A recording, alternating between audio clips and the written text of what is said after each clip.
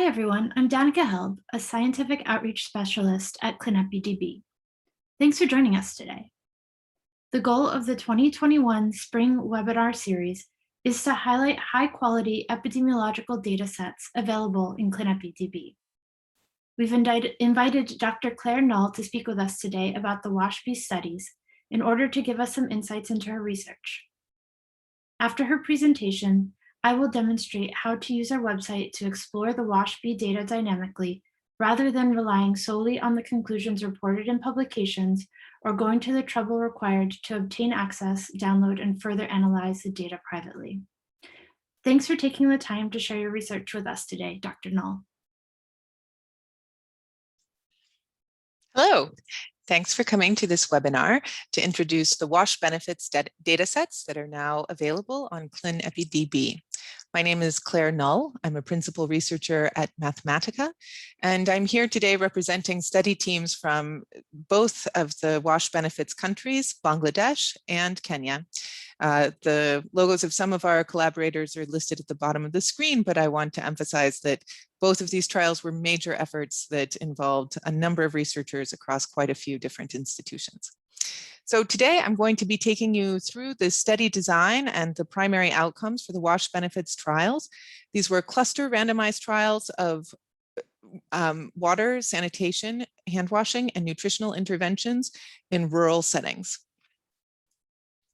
These trials had three objectives. The first was to determine whether water, sanitation, and hygiene interventions were substitutes versus complements at reducing diarrhea. So we were interested in whether the effect of these interventions would be larger when delivered in combination versus alone. So to do that, we tested each intervention as one arm of the trial with another arm of the trial as the combined arm.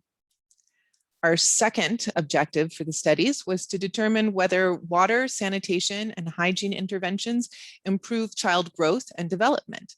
At the time that we undertook these trials, most studies of WASH interventions focused only on diarrhea, and we were interested in looking at longer-term outcomes and those that could still be affected by the interventions, even if we didn't see effects on diarrhea. So for this, we conducted a fairly long trial over 2 years to measure the effects of these outcomes as children grew through that critical 1,000-day window at the beginning of life. And finally, we were interested in whether nutrition interventions are more effective at improving growth and development when delivered in a context of better water, sanitation, and hygiene. So for this, we added a few more arms to the trial, and we tested nutrition interventions alone versus a combined nutrition plus WASH arm to the single and combined WASH arms in the trial. So the WASH benefits studies both followed the same design, although there were two separate trials. In the upper right corner here, you can see maps of the two countries and the parts of the countries where the trials were conducted. Both of these were cluster randomized, although the clusters were defined slightly differently in the two different countries. In Bangladesh, it was strictly groups of 8 women who lived in proximity to each other, whereas in Kenya, we worked with the administrative boundaries of villages. In both trials, we were looking at the effects of the interventions within the first 2 years of life. So we enrolled pregnant women in their second and third trimesters, and then we followed the children 12 and 24 months later. So not all kids were the same age at each measurement point. There was a window of age eligibility in each of those times. And as I mentioned on the previous slide, we had 7 study arms in each trial. We had a double-sized control arm to maximize our statistical power since there were so many comparisons relative to that control arm. And then we had the 3 single WASH interventions, water, sanitation, hygiene, and the single nutrition intervention. And then we had the 2 combined interventions, the WASH package and the WASH plus nutrition package. I do want to note that one difference between the trials is that in Bangladesh, there was a passive control arm, so there were no activities with the control arm other than data collection, whereas in Kenya, we had an active control arm, and I'll explain a little bit more later about what made it active. We also had a passive control arm in Kenya, but that was not the primary point for comparison as specified in our analysis plan. Let me just tell you a little bit about the context for these two trials. Again, they were both conducted in rural areas of the two countries, one in Asia, one in Africa. The population density in Bangladesh, even in rural areas, is still quite a bit higher than in the Kenya setting where we worked in Western Kenya. In both countries, piped water was rare. In Bangladesh, most households relied on a shallow tube well within their compound, so they didn't have to travel as far, and water was readily available in the compound. Whereas households in Kenya, the majority relied on protected natural springs, which were on average about a 10-minute walk. In terms of sanitation, both of these contexts had relatively high latrine coverage, even prior to the trial. So over 60% of households in Bangladesh had their own latrine and over 80% in Kenya. But in neither context would these latrines be considered hygienic or improved according to the Joint Monitoring Program for the Sustainable Development Goals. So specifically in Bangladesh, although most of the latrines had a concrete slab, less than a third had a functional water seal to prevent flies from going back and forth between the feces and the living environment. And in Kenya, less than 20% of households' latrines would have qualified as improved in terms of having a slab and any closure over the hole. In terms of the hand washing interventions, less than 10% of households in both contexts had soap available at a hand washing location prior to the interventions. And for food security, around a little less than a third of the households in Bangladesh would be considered food insecure, whereas only around 10% in Kenya were experiencing moderate to severe household hunger. The behaviors that the interventions aimed to promote were the same in both countries in general terms. So for water, this meant treating drinking water with chlorine. There were some differences. In Kenya, this was using a liquid solution, whereas in Bangladesh, it was aquatabs.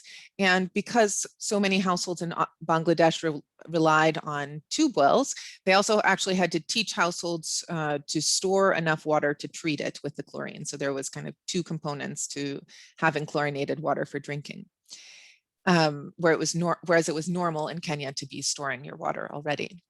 For sanitation, we focused on use of latrines for defecation and for safe disposal of children's feces.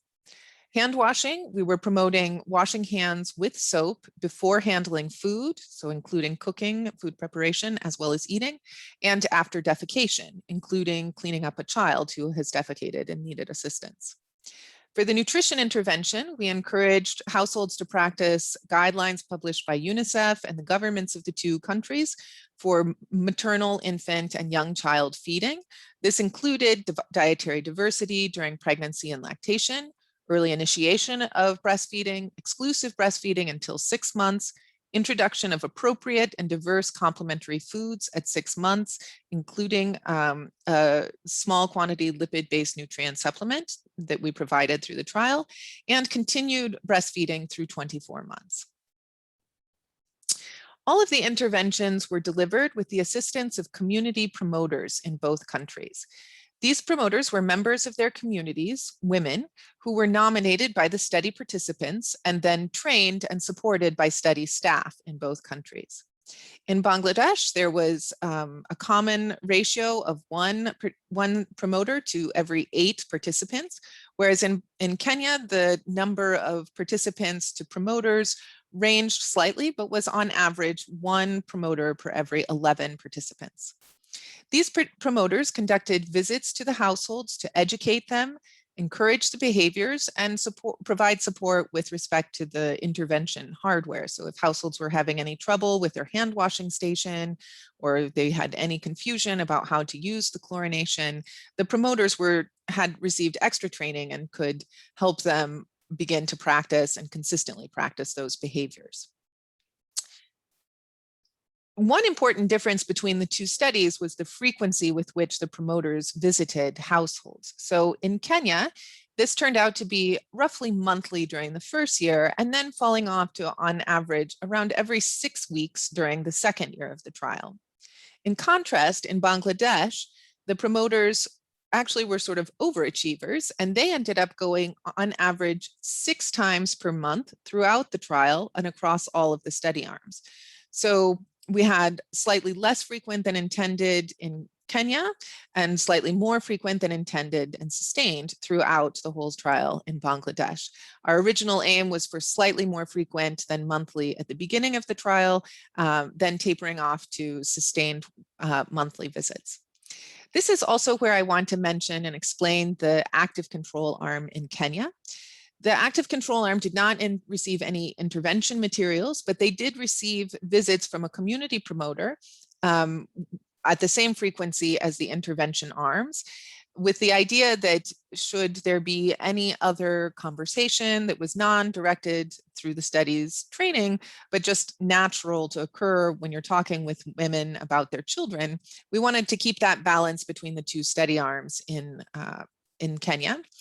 In particular, because the government's community health worker program at the time did not have perfect coverage in this area, whereas the community health worker program in Bangladesh was more established and so provided a more consistent backdrop of that kind of promotion in Bangladesh. And specifically, the promoters in Kenya were making visits to measure the mother's abdomen during pregnancy and check on the child after that. So let me tell you a little bit more specifically about the interventions that we delivered. So first, in terms of water, I mentioned it was chlorination.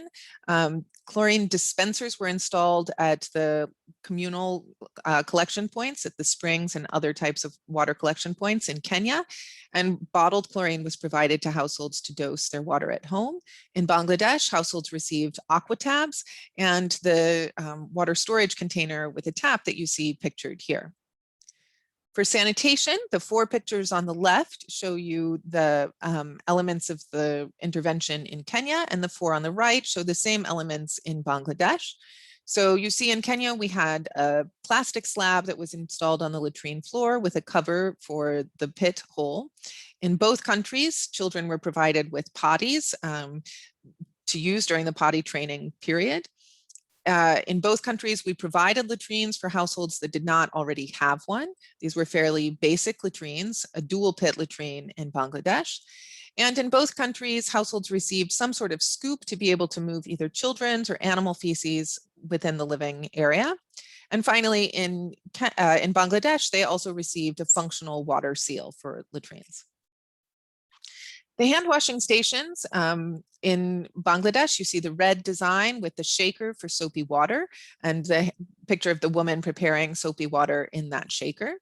In Kenya, we had a dual tippy tap. So you push on a pedal that activates the jerry can to swing and water to flow through a small hole. So in both countries, we're relying on soapy water, which our formative research had shown was more secure than providing bar soap. Was less likely to be repurposed or taken by children or animals. Finally, for the nutrition intervention, we provided a small quantity lipid-based nutrient supplement, which came in sachets, which were provided to the households and had reminder messages about safe and hygienic feeding practices printed on the packaging. Details of the contents of the SQ-LNS are available in the research papers. And across all of the arms in both countries, the promoters were provided with flip charts to illustrate the lessons that they were teaching the households, summary sheets to remind them of the main points that they should make on each visit, and participants received promotional materials like calendars, specific cue cards with reminders for each intervention, and tracking booklets to keep track of when the promoters visited and any measurements that they did of the children while they were there. The lessons that they delivered as well. So in both countries, we enrolled over 700 clusters, which yielded 5,551 pregnant women in Bangladesh and 8,246 pregnant women in Kenya. By year 2 of the study, we were able to follow up 4,639 children in Bangladesh. That was 93% of the living children born from those pregnancies that we had enrolled. And in Kenya, 6,583 children, which was 86% of the living children at that time. because there are so many interventions and components of the interventions, it's quite a lot to try to go through all of it. So instead here we have a summary slide with a heat map for adherence. I want to just give you an overview of how to read these graphs. So the graphs on the top row are for Bangladesh and the bottom row are for Kenya. Each row within those are a different arm of the trial: control, water, sanitation, hygiene, wash, nutrition, and wash plus nutrition. Each column relates to one of the outcome measures. And so you would expect to see only some rows highlighted in each of those columns. So for example, in the left column, stored water with detectable chlorine, as expected, we see that the three intervention arms that included the water treatment, so water, wash, and wash plus nutrition, are where we see the highest percentage of households complying, so with stored water, stored drinking water with detectable chlorine. We can also see that the effect of the water intervention was stronger in terms of adherence in Bangladesh. The colors of those three rows are darker in the top for Bangladesh than in Kenya. And you can see that adherence was more consistent in Bangladesh for that water intervention than in Kenya, where the color becomes more pale by the second year. Turning to the next column, the improved latrine, you see strong adherence across all three of the sanitation arms and not many changes in the other arms. In terms of hand washing locations with soap and water, very similar pattern, again, with the adherence fading a bit during the second year. Turning to hand washing, and finally, the lipid-based nutrient sachets compliance with consumption, the expected rate of consumption was very high in both of the arms with the nutrition intervention in both countries. So our first primary outcome was 7-day diarrhea prevalence as reported by the caregiver. And here you have across the top row, Bangladesh, and the bottom row, Kenya. And again, each column is one of the intervention arms.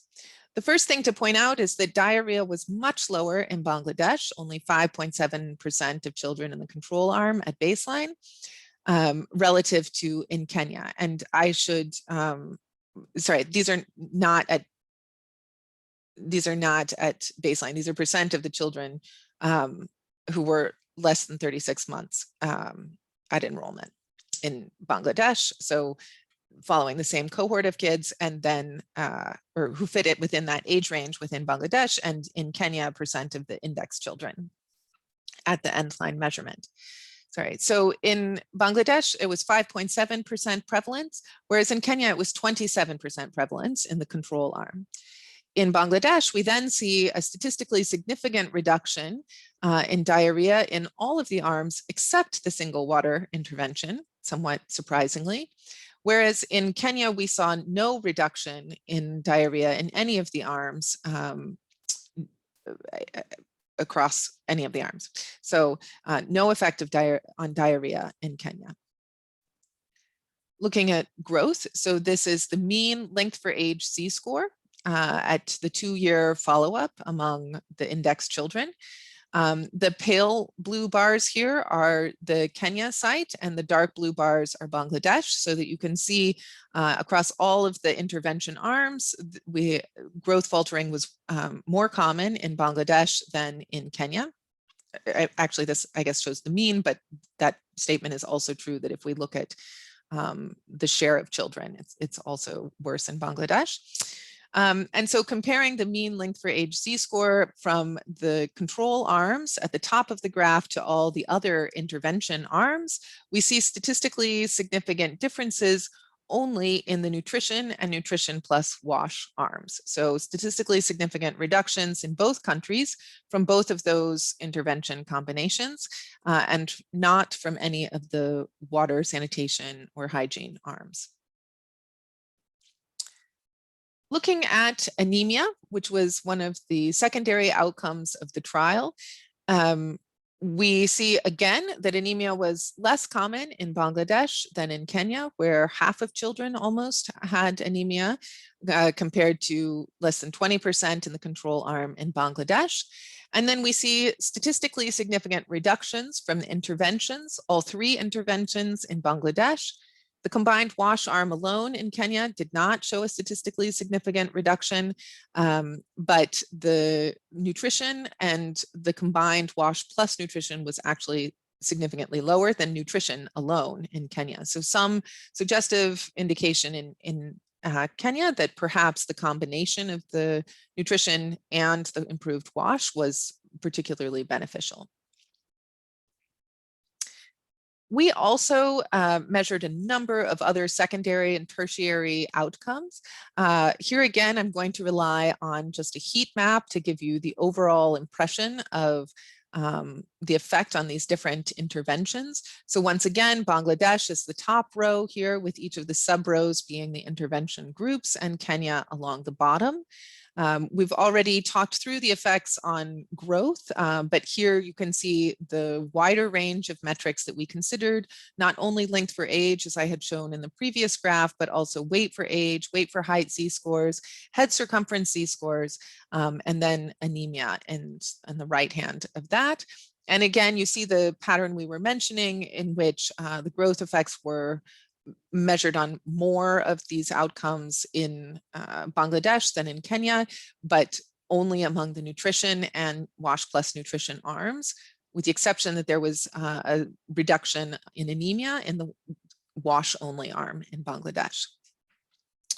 Then in the middle group, we also looked at specific enteric pathogens in addition to diarrhea. So first of all, the left column of the middle group, you see the green showing the statistically significant reduction in diarrhea across all of the arms except water in Bangladesh, and none of the arms in Kenya.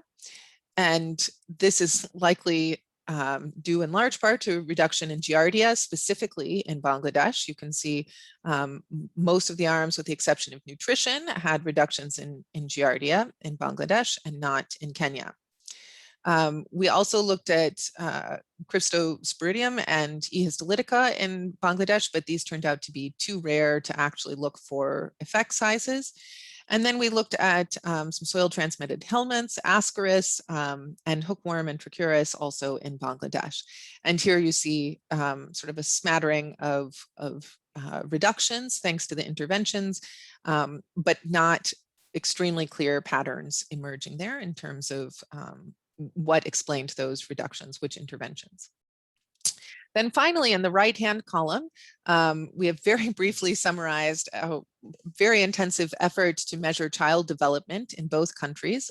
We began with measurements of motor milestone achievement at the first year of follow-up. And then at the second year of follow-up, it used an expanded ages and stages questionnaire to look at motor skills, communication, and personal social outcomes. And here again, we see statistically significant improvements in most of the domains from most of the interventions in Bangladesh, and no changes whatsoever in Kenya. And I would encourage you to look at the links to all of the publications that underlie this simple heat map, which are available at the WASH Benefits website. So in summary, just some quick reminders. These trials use the same design and similar interventions in both countries, although the contexts were rather different in terms of water availability, population density, and the types of latrines that households had at baseline. There turned out to be much more promotion of the interventions in Bangladesh, so more than weekly versus approximately every 6 weeks in Kenya. And there was higher adherence in Bangladesh, but the same growth results in both countries, namely that only the 2 arms that included the nutrition supplementation had any effect on growth.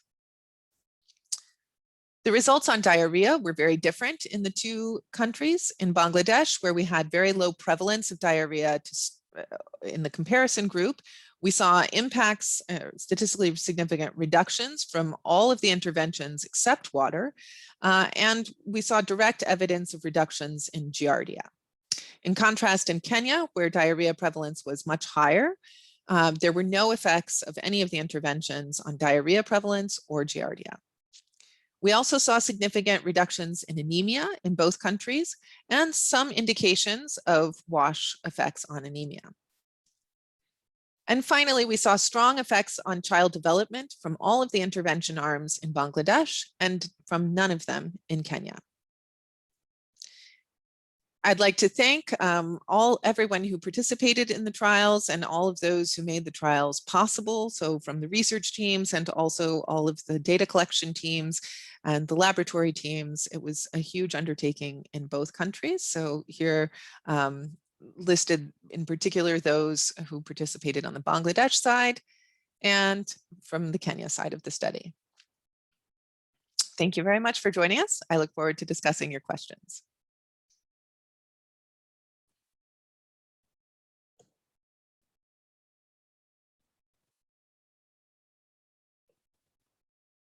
Thanks, Dr. Null. That was a great introduction to the WASH-B studies. I'd also like to thank the WASH-B team for working with us at ClinEpiDB to make sure the study data is properly annotated and available to the broader research community for secondary use. The study team has decided to make both WASH-B studies openly available for exploration and download with no restrictions, and we'd like to thank them for their commitment to open data. Now let me show you how to use the ClinEpi website. Each study that has been integrated into our database is represented by a study card on our homepage. To find the WASH-B studies, I will type WASH-B into the search bar.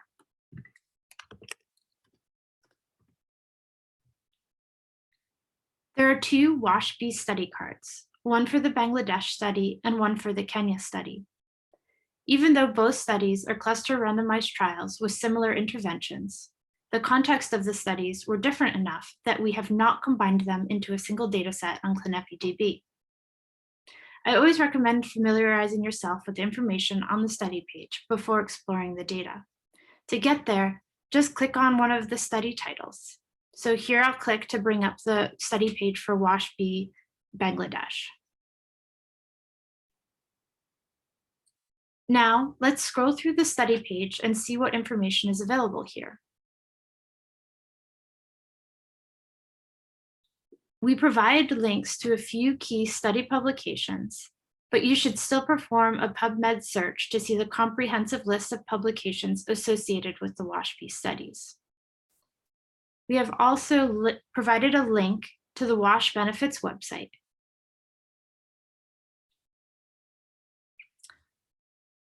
If I compare the study pages for the WASH-B Bangladesh study and the WASH-B Kenya study, I can come away with a better understanding of why these two studies were not combined together into a single data set on ClinEpiDB.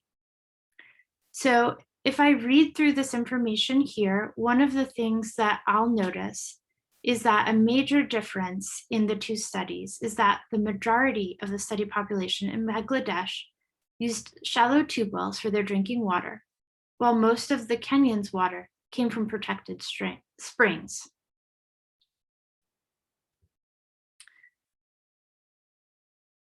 The summary information also gives a detailed description of each of the intervention arms. There are slight differences in each study's interventions based on local infrastructure needs. Another difference is that the Kenyan study has an active control arm, where households did not receive any intervention, but were visited monthly by community-based health promoters. This is different from the passive control arm used in the Bangladesh study, where no intervention was given.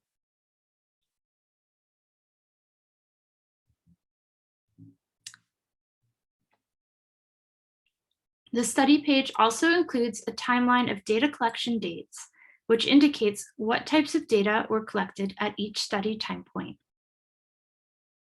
And finally, we provide links to key study documentation, such as data dictionaries and the study protocol. We've also provided consent forms in English as well as in local languages.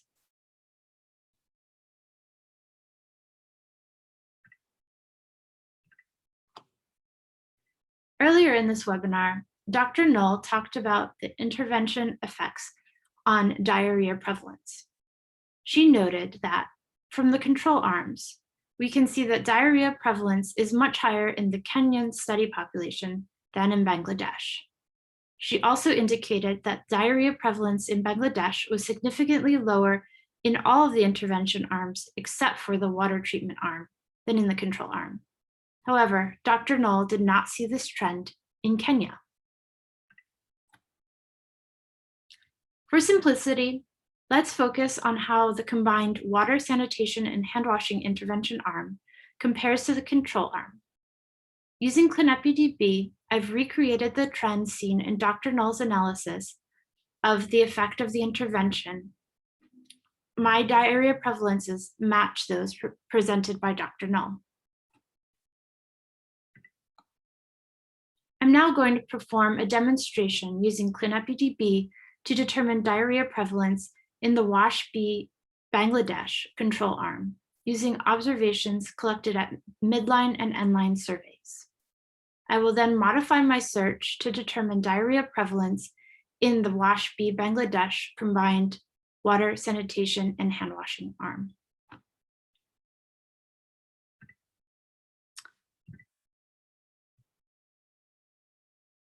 So the first thing I want to do is to initiate an observation level search of the WASH Bangladesh data. And I'll do this by clicking on this observations icon here. An observation level search will return one row for each day of observation from each unique participant in the study. I want to run an observation level search instead of a participant level search because Dr. Null presented diarrhea prevalence data from both the midline and endline surveys. So each participant can contribute more than one data point to this analysis. I next want to select control for the cluster study arm variable. Notice how the number of counts which match my search criteria update dynamically. I next click on observations and select study time points 1 and 2. These correspond to the midline and endline surveys. Finally, I want to look at the data in the diarrhea case during the last 7 days caregiver report variable. I can easily navigate to it by typing in keywords here.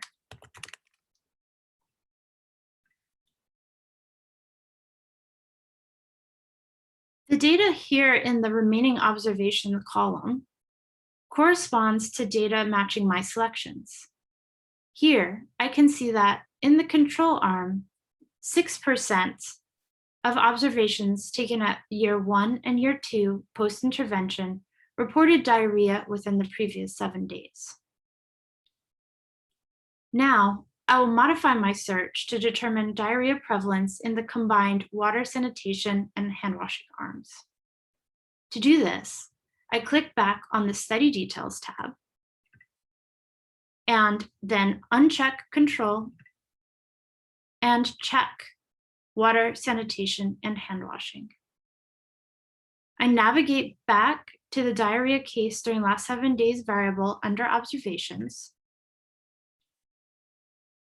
And now I can see that diarrhea prevalence has been updated to 4% in this group. I can repeat a similar process to derive diarrhea prevalences in the various intervention arms for the WASH-B Kenya study.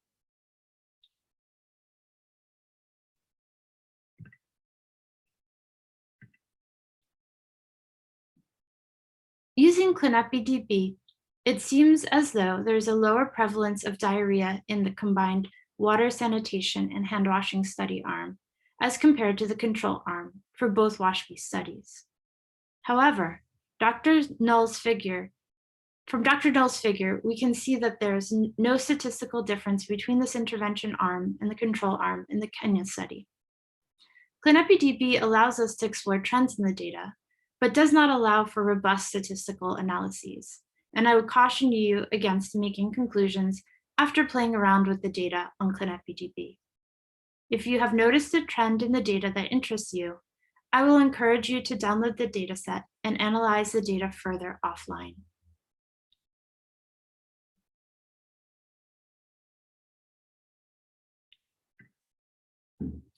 As I was recreating Dr. Null's analysis, I wondered if there were differences in the diarrhea prevalence 1 year after intervention delivery as opposed to 2 years after. For the two WASH-B studies, I used ClinEpiDB to visualize diarrhea prevalence in each study arm at both time points of interest. On the top row, you can see data from Bangladesh, while on the bottom is the data from Kenya. In general, I'm not seeing any major difference in diarrhea prevalence in the 1 year versus the 2 year study time points. Notice here that I've included links to save strategies on ClinEpiDB. These links will take you to the strategies I used to create the figures on the slide. I will use links such as this as a jumping off point to get us started on ClinEpiDB. These saved strategy links are all public, so you will be able to access and modify them on your own after today's talk. I'm going to do a demonstration to show you the differences in how I set up my strategies to make the figure from Kenya versus the figure from Bangladesh.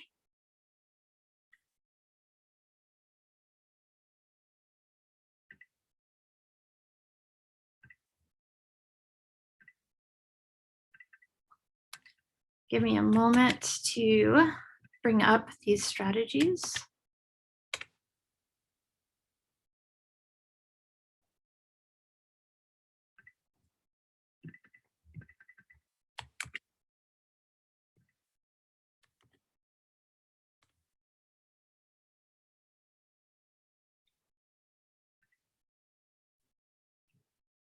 Okay, and so after I've brought up the strategy based on that link, you can see that the name of the strategy is WASH-B Bangladesh Intervention Effects on Diarrhea Prevalence in Kids Less than 36 months at enrollment.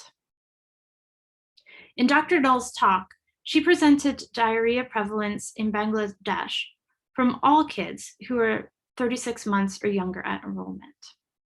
However, in Kenya, this analysis was limited to target children, which were those who were in utero at the time of enrollment. So over here in the Kenya analysis, you can see the title of this saved strategy is WASH-B Kenya, Intervention Effects on Diarrhea Prevalence in Target Kids. For the Kenya analysis, I need to make sure I'm limiting my selection to observations that were collected in target children. And then when I'm setting up my plot parameters, I need to make sure to stratify my plot by the search results. So if I click over here on edit, it will bring up my selection criteria. And what you can see is that I have filtered to only include the target children in this population, and I've filtered the sibling and neighbor children out of this search. And then here you can see the saved visualization that I made using the Data Summaries app. So I'll click that. And it will open up the plot parameters that I've selected. And I just want to walk you through my decision making here. So I was interested in diarrhea in data that was collected at either the first or the second study time point. And so I've used the slider bar here to filter out data collected at the enrollment time point. And since there's 2 time points of interest, I want to include 2 bins on my x-axis. So I set this to 2. And on my y-axis, I've selected the variable diarrhea case during the last 7 days. And I would like to display diarrhea positive cases as a proportion. I'm choosing not to stratify my line, but I am stratifying my plot by cluster study arm. And finally, I'm also stratifying my plot by my search results. And if you remember, the search results here are the target children. So then when you go to the plot grid,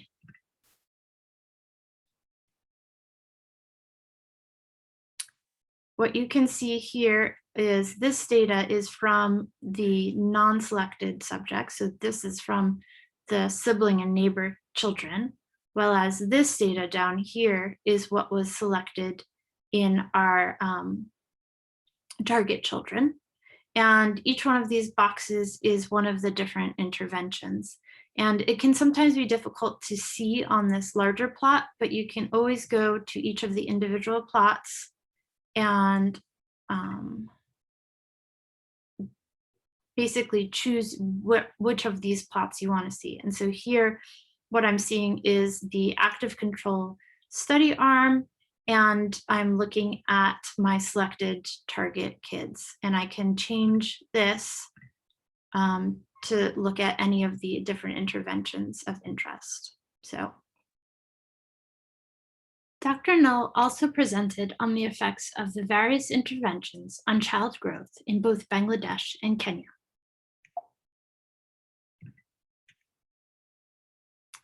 I was able to closely recreate this data using ClinEpiDB.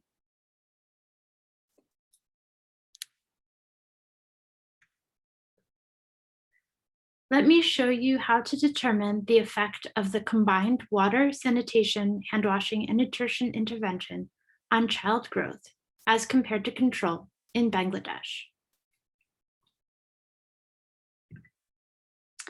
So I'm going to start with an observation level search of the Bangladesh data. And I'm going to select the control study arm. Under observations, I want to limit my data to the 2-year time point. And then I'm going to navigate for the length for age z-score variable.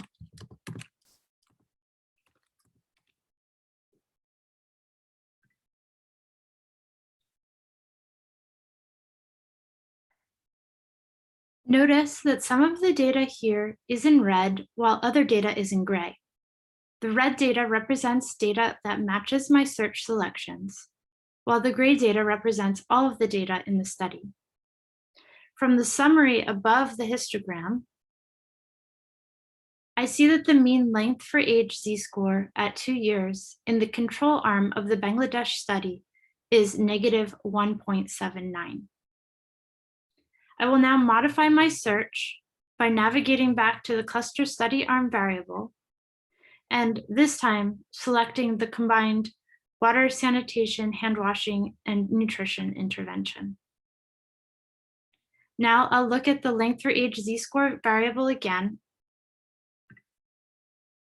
and my counts have been updated, and now I can see that the mean in this group is negative 1.67.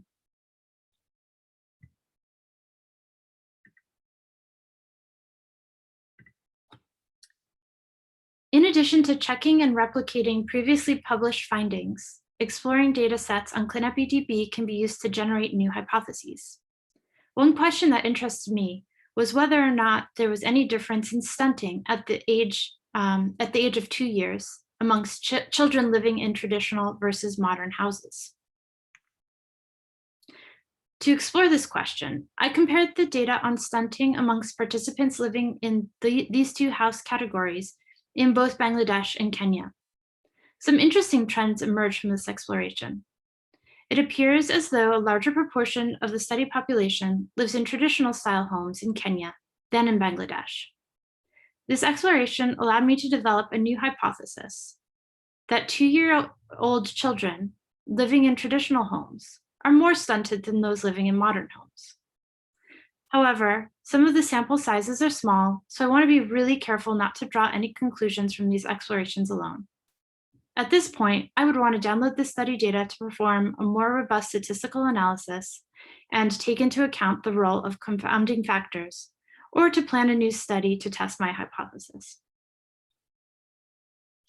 But for now, I'll show you a quick demo on how to determine the prevalence of stunting at age 2 years amongst children living in traditional houses in Bangladesh. So I'm going to start now with a participant level search of the Bangladesh data.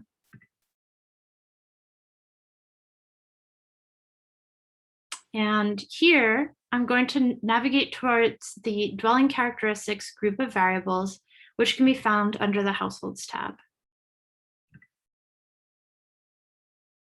And now I want to select No for whether the house had an improved roof material, improved wall material, or improved floor material. And so those three variables are how I'm distinguishing the traditional style homes from the modern homes. Next, under observation, I want to open up the age days variable. Since I'm interested in data that was collected around 2 years of age, I'm going to choose to select 700 to 760 days on this histogram.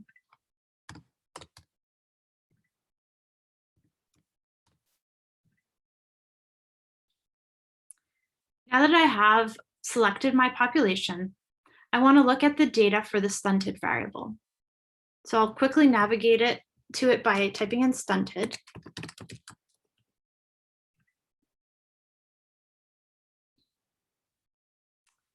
And here I can see that only 15 participants met my search criteria in this population. So again, my sample size is really small, so I want to be careful with my conclusions. But in this group, 53% were stunted.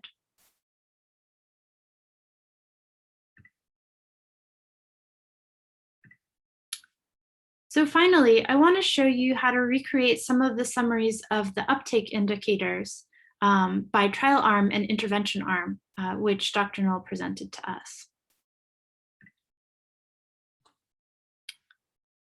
I was able to create a table containing uptake percentages for detectable chlorine in stored drinking water. The table I generated using ClinEpiDB closely mimics the heat map that Dr. Null presented.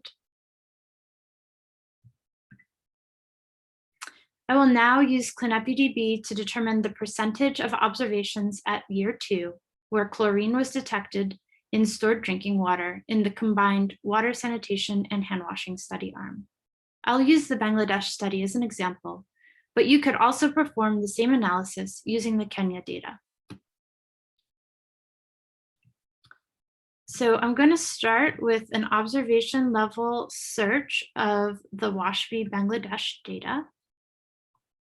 And I'm going to select the water sanitation and hand washing study arm. Next, I want to limit my household data to that which was collected at the 2-year study time point. I'm now ready to look at the data in the chlorine detected in stored drinking water variable, which is under household water. And I can see that uptake is 81% in this group.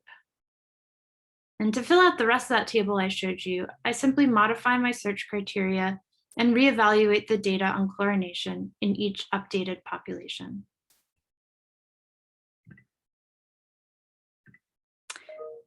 I was able to modify my search criteria to accurately evaluate uptake data on whether the household's hand washing station had water and soap at each time point.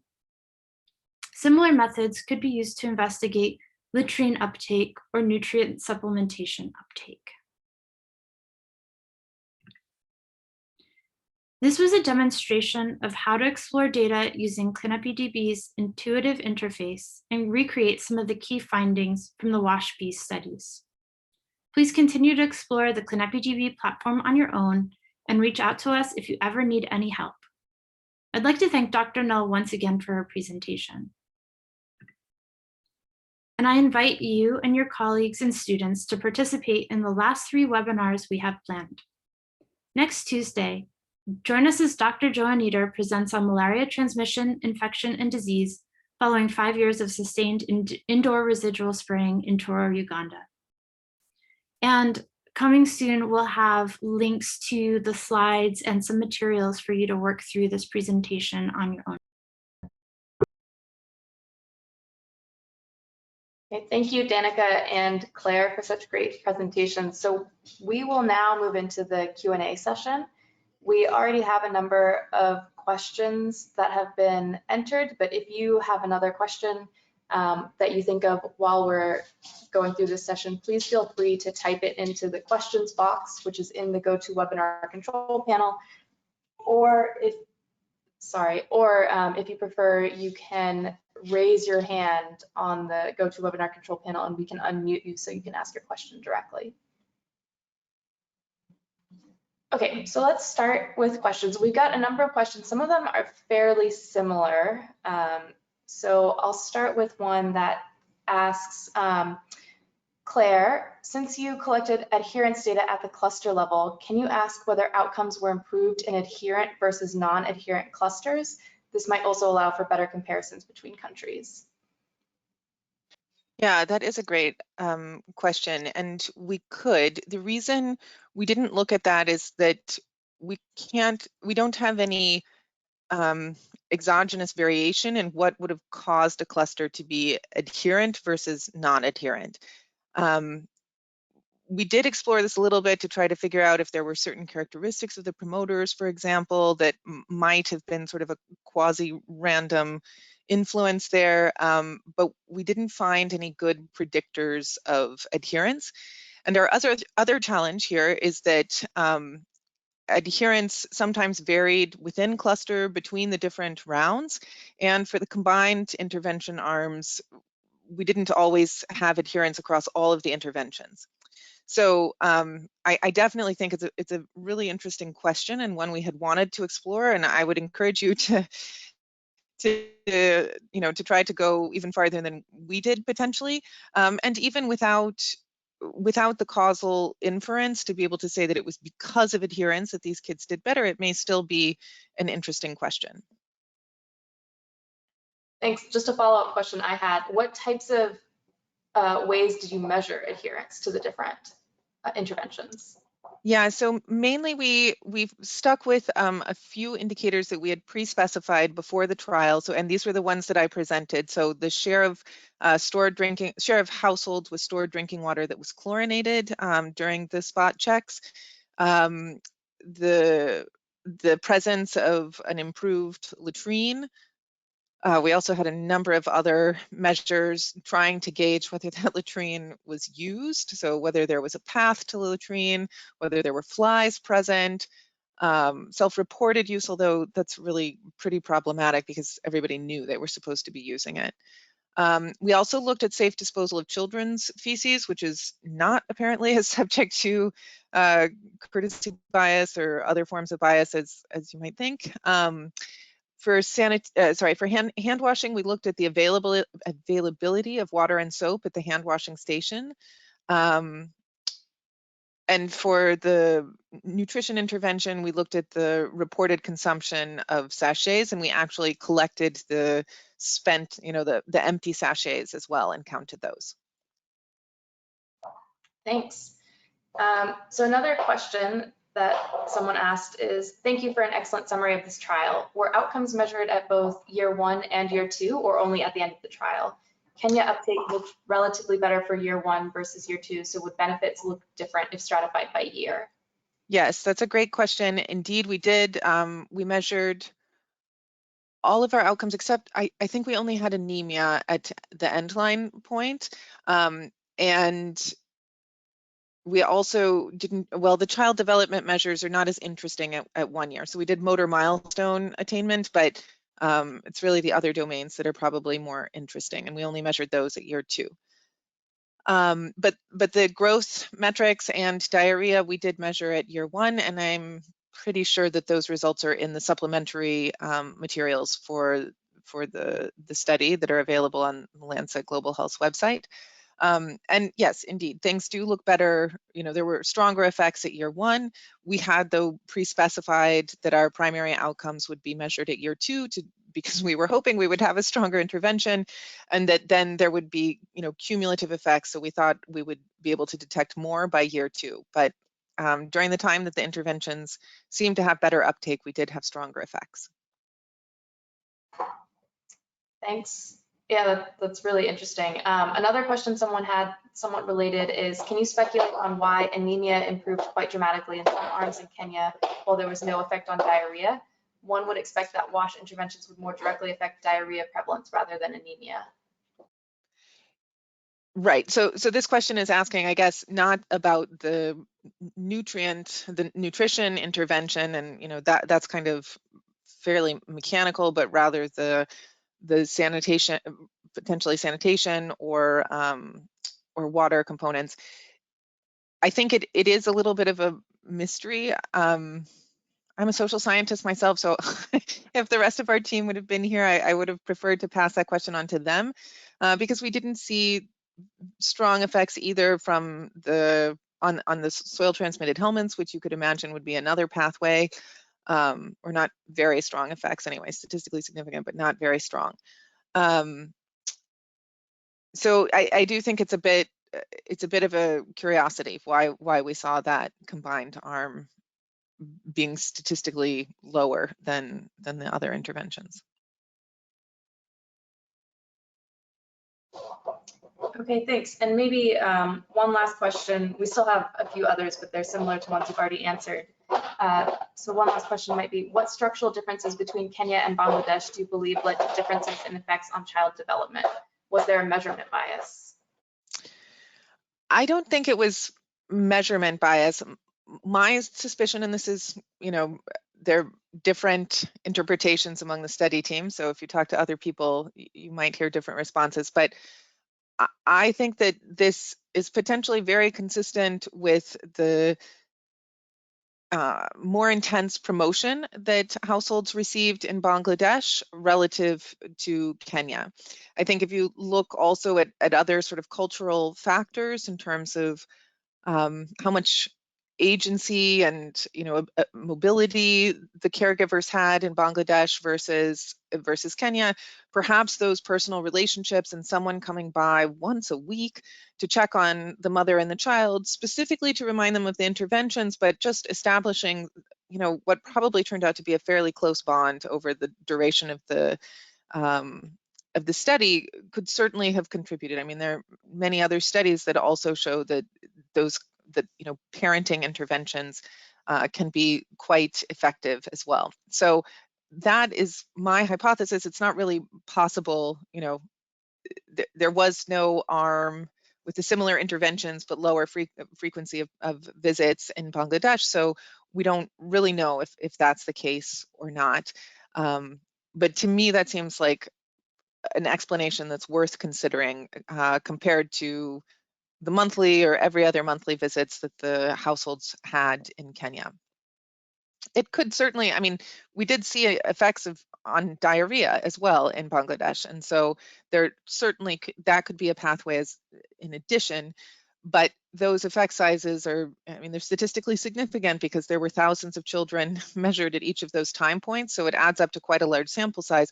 But it's, to me, somewhat surprising to see fairly small differences in, you know, reductions in diarrhea translating into rather large differences in the child development outcomes.